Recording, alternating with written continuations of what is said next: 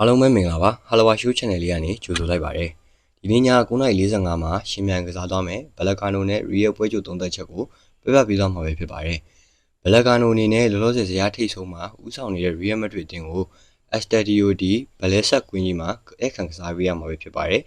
လက်ရှိချိန်ထိဇယားထိပ်ဆုံးမှာဦးဆောင်ထားတဲ့တော်ဝင်သားတို့အနေနဲ့ဒီလာလီဂါချန်ပီယံဖြစ်ဖို့အတွက်အလားအလာရှိတဲ့ရလဒ်ကိုဆက်လက်ထိန်းထားနိုင်ဖို့အတွက်ဒီရှေ့လျှောက်ပွဲတွေမှာအမှားကင်းကင်းနဲ့ဆက်လက်ကစားရမှာဖြစ်လို့ရလဒ်ကောင်းတွေရရှိဖို့လိုအပ်နေပါတယ်။ရီယယ်မက်ဒရစ်တို့အနေနဲ့လီဗာပူးနဲ့ပွဲမှာရှုံးနိမ့်ခဲ့ရပြီးတော့ဒီနေ့ပွဲမှာရလဒ်ကောင်းတွေပြန်လည်ရရှိအောင်ပြန်လည်ရုန်းကန်ရမှာဖြစ်ပါတယ်။အန်ဖီမှာအရေးနေပြီးတော့ပြန်မလာခင်အထိကိုတော်ဝင်သားတို့အနေနဲ့ချန်ပီယံလိအပါအဝင်6ပွဲဆက်တိုက်အနိုင်ရရှိခဲ့တာဖြစ်ပါတယ်။နီးပြသစ်ဇာဗီအလွန်ဆိုအနေနဲ့သူ့ရဲ့အသင်းဟောင်းလီဗာပူးနဲ့ရင်ဆိုင်ရတဲ့ပွဲမှာဘောလုံးပိုင်ဆိုင်မှုများပေမဲ့1-0ဆိုတဲ့ရလဒ်နဲ့ရှုံးနိမ့်ခဲ့တာဖြစ်ပါတယ်။အခုလာလီဂါမှာရီယယ်မက်ဒရစ်ကဒုတိယနေရာမှာရှိနေတဲ့ဘာစီလိုနာကို9မှတ်အသာနဲ့ဦးဆောင်ထားနိုင်ရလည်းဖြစ်ပါတယ်။ဒီနေ့ပွဲမှာအနိုင်3မှတ်ရယူပြီးတော့အဲဒီခွာခြားချက်ကိုဆက်လက်ထိန်းထားနိုင်ဖို့လိုအပ်နေပါတယ်။လီဗာပူးနဲ့ပွဲမှာကီလီယန်ဘာပေအနေနဲ့ဂိုးကန်သွင်းချက်တွေရှိခဲ့ပေမဲ့လည်းဂိုးပေါက်တဲ့အောင်တစ်ချိန်မှကန်နိုင်ခဲ့ခြင်းမရှိဘူး။ဘယ်လင်ဂန်အနေနဲ့လည်းအခွင့်အရေးတစ်ချိန်ကိုလွဲချော်ခဲ့ရပါသေးတယ်။ဒါပေမဲ့လည်းကီလီယန်ဘာပေအနေနဲ့ဒီရာသီမှာလာလီဂါမှာ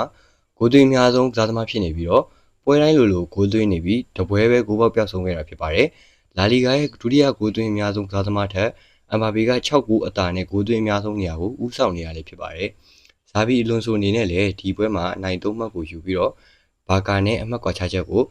ရလဒ်ကိုချနိုင်တဲ့လောက်ချမှာဖြစ်ပါတယ်။ဘလက်ကာနိုအနေနဲ့လည်းရီယယ်မက်ဒရစ်ကိုကောင်းကောင်းဒုက္ခပေးနိုင်တဲ့အသင်းဖြစ်တယ်။ဒီရာသီမှာသူတို့အနေနဲ့ကောင်းမွန်တဲ့ကစားပုံရှိနေပြီးတော့လာလီဂါ7ပွဲမှာ4ပွဲနိုင်ထားတဲ့အဆင့်30မှာရပ်တည်နေတယ်။ Conference League မှာလည်းခုထိရှုံးပွဲမရှိသေးဘူး။ဒီရာသီမှာဘလက်ကာနိုကဆိုစီဒတ်နဲ့ပွဲမှာအနိုင်ရရှိပြီးတော့ဘာကာကိုလည်းတရေရအောင်ခံဆော့ထားနိုင်တဲ့ခံစစ်မှာကြောတဲ့အသင်းလည်းဖြစ်တယ်။ပြီးတော့သူတို့ရဲ့ကောင်တာဆော့တဲ့ပုံစံကတော်တော်ကြီးကိုကောင်းမွန်တယ်။ဗီလာရီယယ်ကို4-0နဲ့ဂိုးပြတ်ရှုံးထားခဲ့တယ်။ဒါပေမဲ့လည်းအဲ့ဒီပွဲမတိုင်ခင်ကိုသွားကြည့်ရမယ်ဆိုလို့ရှိရင်လာလီဂါ10ပွဲမှာ8ဂိုးပဲခွင့်ပြုထားရတယ်။ခံစစ်ကိုတော်တော်မာတဲ့အသင်းဖြစ်တယ်။ဒါကြောင့်မို့လို့ရီယယ်မက်ဒရစ်တို့အနေနဲ့ဒီမာဂျောရဲ့ခံစစ်ပုတ်စာကိုဘယ်လိုဖြည့်ရှင်းသွားမလဲဆိုတာကိုစောင့်ကြည့်ရမှာဖြစ်ပါတယ်။ဘလက်ကာနိုဘက်မှာလည်းပတ်ချာဗရီယာကပွဲပယ်ထားတယ်။အဒူမူမင်ကဒူးတင်ရကြောင်းပွဲနဲ့လွဲချော်မယ်။လူးဝစ်ဖီလစ်ပီကတော့ပွဲမှာပါလာမယ်မပါလာဘူးတေချာမသိရသေးဘူး။ပွဲအနားနီးမှာပဲသိရမယ်ပေါ့နော်။အလွန်ဆိုဘက်အချမ်းကိုကြည့်ရမယ်ဆိုလို့ရှိရင်လည်းမက်ဒရစ်ကနေ9ကီလိုမီတာခရီးတိုအနေနဲ့တွားပြီးတော့ကစားရမယ့်ပွဲဖြစ်ပေမဲ့လည်းအသင်းရဲ့အဓိကကစားသမားတချို့မပါဝင်နိုင်ကြဘူးအထူးသဖြင့်ဒီအာဂျင်တီးနားလူငယ်ကျယ်ပွင့်အသစ်ခေါ်ယူထားတဲ့ Franco Mastantuono အနေနဲ့ဒီ Groin injury ဒဏ်ရာကြောင့်အသင်းရဲ့လေ့ကျင့်ပွဲတွေမှာတော့ပြန်လည်မပါဝင်နိုင်သေးဘူးလို့သိရတယ်။ကာပါဂျယ်အနေနဲ့လည်းဘာကာနဲ့ပွဲမှာခဏဝင်ကစားခဲ့တယ်။အဲဒီနောက်ပိုင်းမှာ2026မတိုင်ခင်အထိကိုပါဝင်ကစားအောင်မှမဟုတ်ဘဲနဲ့ရူဒီဂါအနေနဲ့လည်းဒီပြီးခဲ့တဲ့စက်တင်ဘာလမှာရရှိခဲ့တဲ့